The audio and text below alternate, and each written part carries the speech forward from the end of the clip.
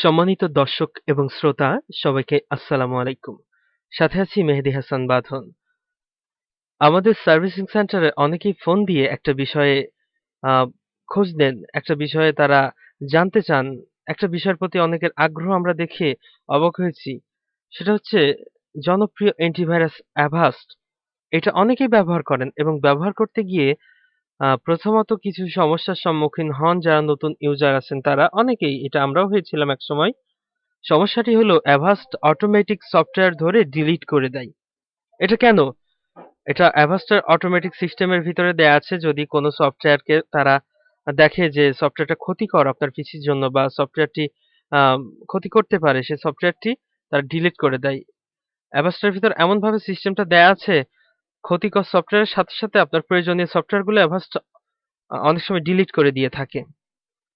তা এইটা থেকে মুক্তির উপায় আজকে আমি আপনাদের দেখাবো কিভাবে Avast আপনার পিসি থেকে আর কোনো সফটওয়্যার কোনো সময় আপনার অনুমতি ব্যতীত ডিলিট করতে পারবে না। কিন্তু সে এটা ধরে জব্দ করে রাখতে পারবে যে তার ভাইরাস চেস্ট আছে, সেটার ভিতরে ভাইরাসটিকে বা সফটওয়্যারটিকে ধরে রাখবে এবং আপনি ইচ্ছা করলে সফটওয়্যারটি পুনরায় ফেরত নিতে পারবেন এবং ইচ্ছে করলে ওখান থেকে ডিলিট করে দিতে পারবেন।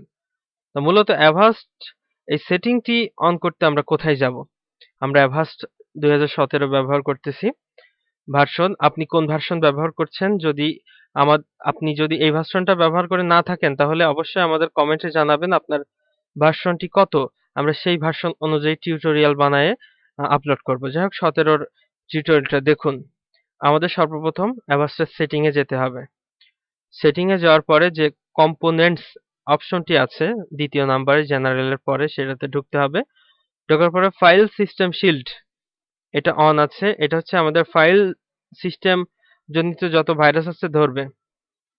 মেইল শিল্ড অর্থাৎ মেইলের মাধ্যমে কোনো ভাইরাস আসলে মেইল শিল্ড ধরবে। ওয়েব শিল্ড ওয়েবের মাধ্যমে কোনো ভাইরাস আসলে ওয়েব শিল্ড আমাদের ধরবে। এখন আমাদের ফাইল সিস্টেম শিল্ডের কাস্টমাইজ এ যেতে হবে। কাস্টমাইজ এ যাওয়ার পরে যে অপশনগুলো আছে এর ভিতর থেকে অ্যাকশনস অপশনটাকে আমরা সিলেক্ট করব। সিলেক্ট করার পরে দেখেন এখানে ভাইরাস যে মেনুটা আছে সে ভাইরাসের অ্যাকশন ডিলিট দেয়া আছে। অর্থাৎ ভাইরাসটি ধরলে অটোমেটিক ডিলিট করে দিবে। এখন আমরা এইটা চেঞ্জ করব। এই ডিলিট ক্লিক করে এখান থেকে আমরা মুভ টু চেস্ট এটা ক্লিক করলাম। দ্বিতীয় অপশনে একই ভাবে কাজ করব। তৃতীয় অপশনে একই ভাবে কাজ করলাম।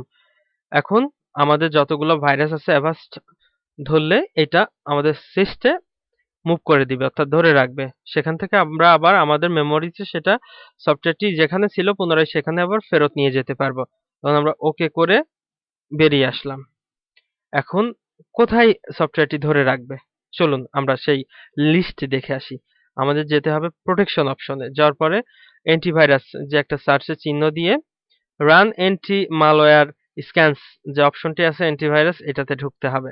ঢোকার পরে স্ক্যান হিস্টোরি এবং ভাইরাস টেস্ট এই দ্বিতীয় অপশনটাতে আমাদের ঢুকতে হবে। ঢুকলে এই যে একটা সফটওয়্যার অলরেডি ধরে রেখেছে আমার এই অপশনটা আগে থেকে আমি চালু করেছিলাম পরে আপনাদের জন্য আবার আমি অফ করে রেখেছিলাম। যাই হোক চালু অবস্থায় এই সফটওয়্যারটি আমার ধরে রেখেছে। এখন এটি আমি তো ডিলিট করব না কারণ এটি একটা গুরুত্বপূর্ণ একটা কি গান।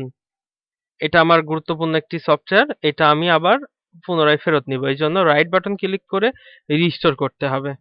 রাইট বাটন ক্লিক করে রিস্টোর করলাম।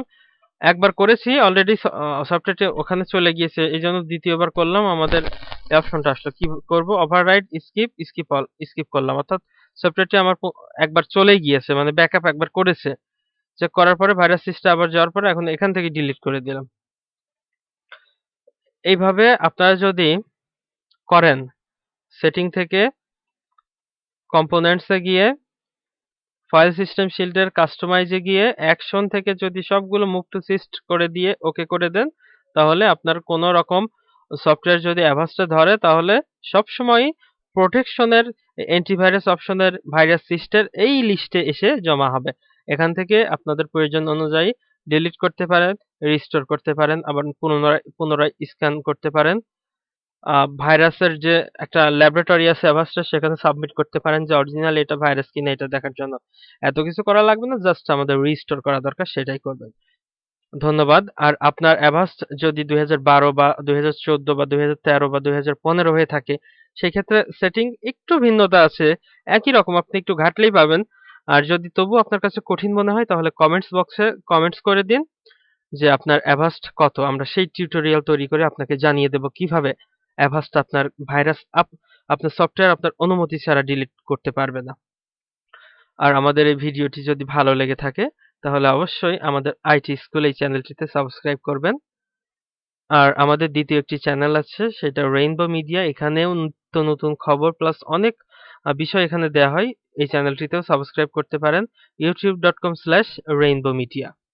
ধন্যবাদ। আর আমাদের ভিডিওটি ভালো লাগলে আপনার বন্ধুদের সাথে শেয়ার করবেন। আল্লাহ হাফেজ।